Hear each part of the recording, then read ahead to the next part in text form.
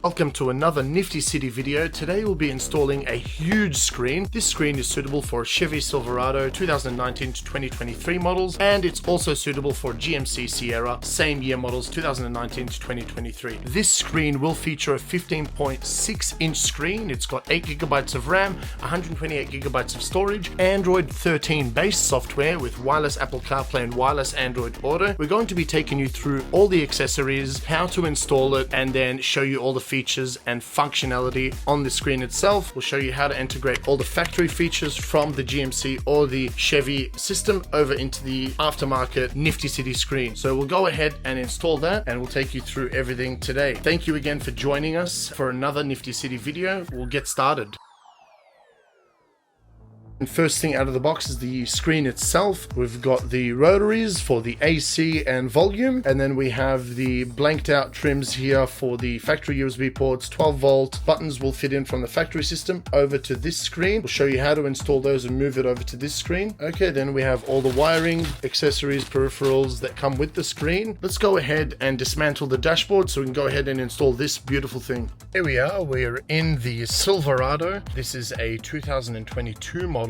Now, just to remind you, this screen is suitable for all models, all trims and models for the Sierras and the Silverados. This screen specifically is only for the 2019 onwards models. It's suitable for the Denali models, 1500s, 2500s, all models and trims. When you're placing an order with Nifty City, just be sure to upload a photo of the dashboard and answer all the questions on the website so that you can have a peace of mind that they can send you the correct equipment for your model and trim. Let's go ahead and get started by dismantling the dashboard. First thing you'd want to do is go around the top edge with a dash removal tool and just push out forwards until the trim comes apart very easily, just like that. You want to go around very carefully with a dash removal tool and remove this silver plating that goes around the screen to the top there, and just like that it comes off very easily. Now you've exposed the 4 Torx screws all around the screen.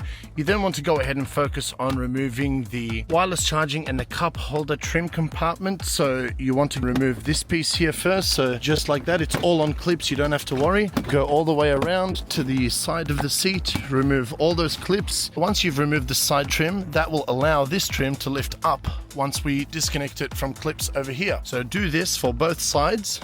One of the sides will contain a little square. Just remove that with a dash removal tool and remove the bolt inside. Then once you've removed the bolt, and remove the whole trim so you can lift this up very easily. Put in a dash removal tool, lift up, same for the other side, and now you can remove the whole trim just like that. Remember, you do need to disconnect the connectors at the bottom of the trim, so just use balance pressure to remove this trim over here. Just hold both sides with 2 hands and pull it out just towards you. And there we go. The long plastic trim here is now removed. It's just on 5 clips, as you can see. Put that aside, then you'll have exposed another additional 2 Torx screws. Remove 1, 2, 3, 4, 5, 6 Torx screws in total. Then you can go ahead and safely remove the factory screen and trim out. So the size of the Torx screws around the screen are T10s. So once you've removed all screws, just from the bottom, lift the plastic and do that all the way around the screen. There we go.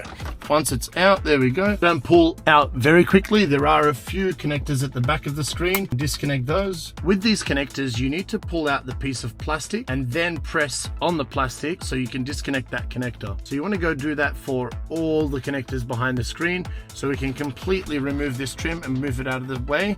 So flip the factory unit over. We want to remove 4 Torx screws, 1, 2, 3, 4, so we can remove this connector here, which are all the buttons. Let's go ahead and get started with that first. Then push down the 4 push clips so you can disconnect the USB connector. Move that over to the Nifty City unit. There are 2 little plastic clips that hold this silver 12-volt adapter together, so you just want to push them in and then slowly pry out the silver casing here. Once that's done, you can go ahead and push the tabs from the opposite side. Once you've pulled out the column, you can go ahead and push the 2 tabs holding this piece of plastic together, and then you can push that out from the front. Once you've screwed in the buttons from the back, you can go ahead and put in the USB adapter. Once you hear the click, that means it's all the way in, and do the same for the 12-volt adapter. Flip the screen around, then put the 12-volt adapter back in from the back.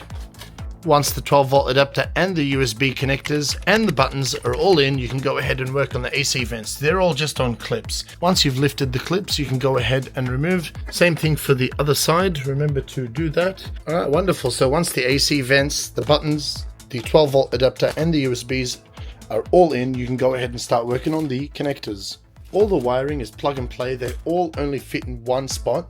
So don't worry about any wire modifications, cutting, rearranging. No need to do any of that. You don't need to do any programming as well. Just go ahead and fit them all here. Then take the whole screen to the truck. Then you can connect all the connectors with the factory connectors. Guys, all the connectors are going to be used with the Nifty City screen. You will have two identical wires. They look the same. If you're not sure on which one to use, just follow your booklet. If certain functions like the AC doesn't work, just switch over this wire over here, which is the main power connector. Don't worry, using the wrong connector won't short circuit anything. Okay, once you've connected all the connectors to the Nifty City Tesla screen, remember to take the screen, this spare connector that looks identical to this one, and the trim pieces. Take it all to the truck and start fitting it up there. If you want to hook up a SIM card to the screen, now's a good time to do it.